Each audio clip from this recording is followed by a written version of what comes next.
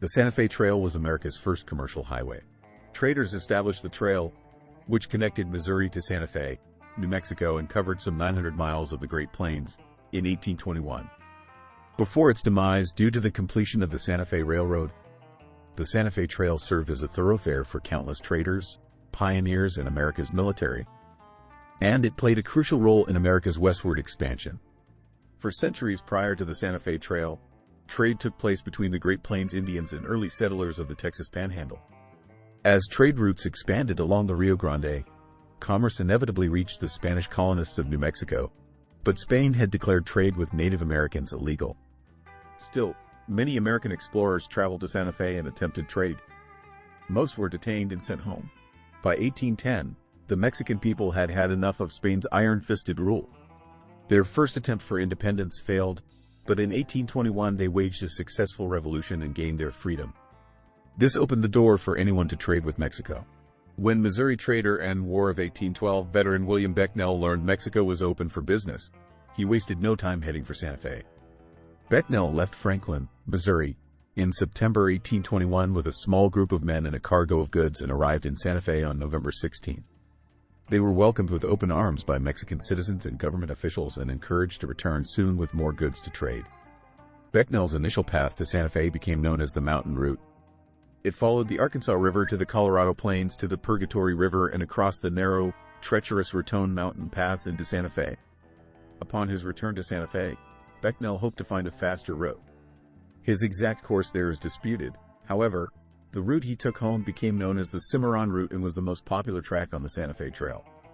The Cimarron Route followed the Arkansas River to Cimarron, Kansas, near what would later become Dodge City. From there, it trekked through southwest Kansas and the western panhandle of Oklahoma before venturing into Round Mound and Point of Rocks, New Mexico, and San Miguel. After navigating the Glorieta Mountain Pass, it ended in Santa Fe.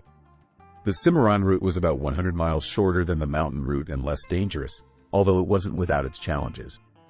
Water could be scarce along this barren, desert path and Indian raids were common.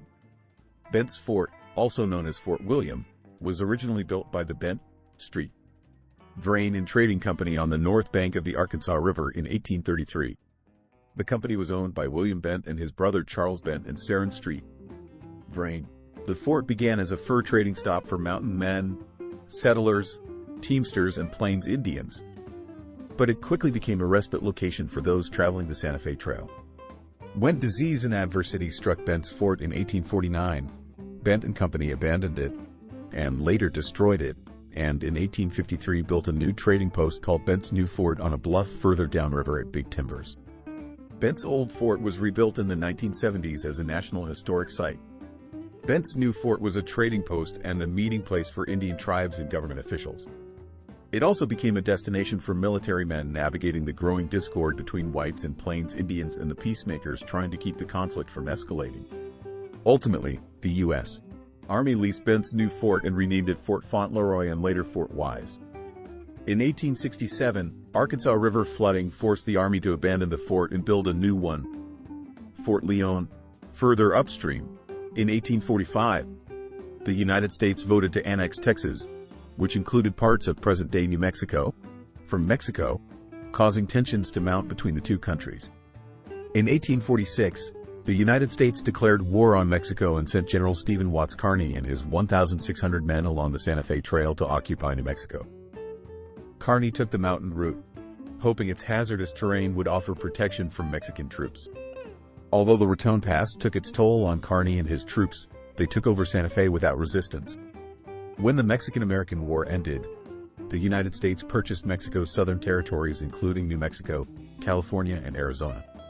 It wasn't until the Civil War that the mountain trail gained popularity again, this time as a Union Army supply route. The Santa Fe Trail was mainly a trade route but saw its share of immigrants, especially during the California Gold Rush and the Pikes Peak Gold Rush in Colorado. The trail also became an important route for stagecoach travel, stagecoach mail delivery, and as a mail route for the famed Pony Express. As the Union Pacific Railroad expanded west, it was clear the Santa Fe Trail's days were numbered. Mule and oxen-drawn wagons couldn't compete with trains for hauling freight or speeding passengers westward. On February 9, 1880, a Santa Fe Railway Company train arrived with considerable fanfare at the Santa Fe Railroad Depot and effectively ended the Santa Fe Trail.